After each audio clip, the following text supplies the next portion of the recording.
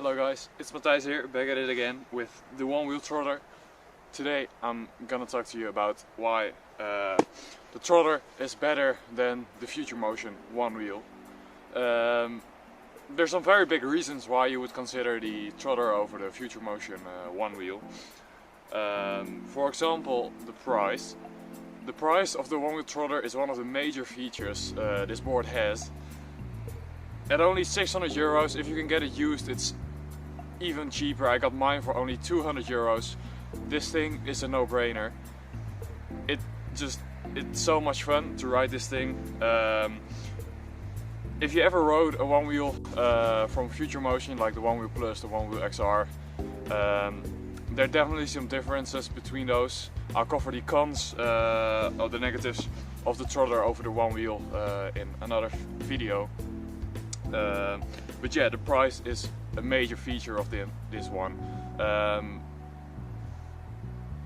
If you break it, if it's out of warranty, you don't lose a lot of money. You're not spending hundreds of dollars to get a fixed or a used one. And yeah, especially like if you're a student, if you're just someone who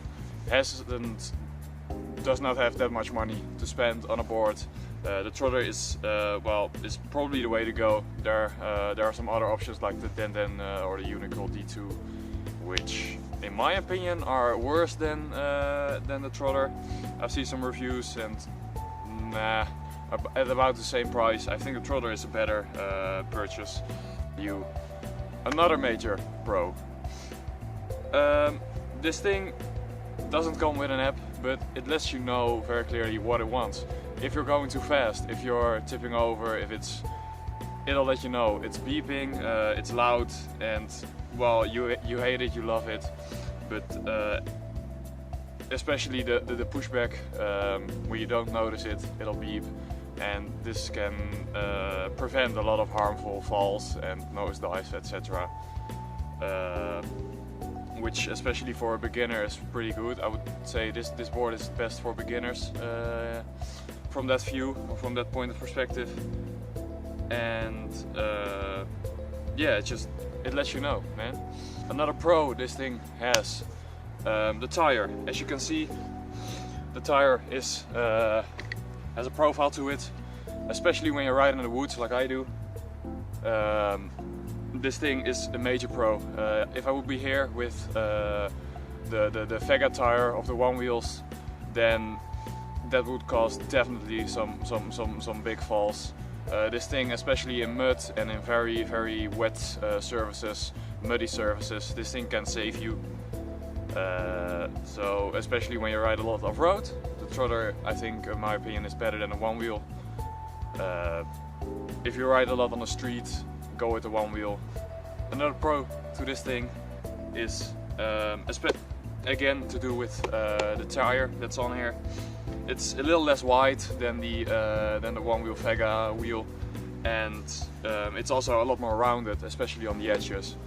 So when you do a lot of carving, where you don't want to go straight lines, especially off-road where you want to be very mobile, this tire is like the way to go. You can change the tire on the Onewheel XR, but this voids your warranty. So if you want to go full in from day one, this tire is really the way to go. It's so much fun to just carve at medium to low speeds into these woods, and just it feels like you're floating. It feels like you're snowboarding. And with the Onewheel XR or the Onewheel Plus or even the Onewheel V1, it's just harder to get a board turning. It's more of a longboard ride when you try to compare it to surfing. The Onewheel is more of a longboard ride, and this feels like a short board. Same to do with the Pint, but as I said, the Pint is also more expensive than this one. Yeah, like those are the main features of the Onewheel XR. I'll drop some clips from riding in this beautiful weather in this forest. I try to go out as much as possible. I've ridden this thing for almost like 150 kilometers just through forest and off-roading, and this thing holds its ground, man. You have to get used to it, you have to know how it behaves, but as soon as you get how it behaves on certain grounds, then this thing is just so much fun to go out and go ride.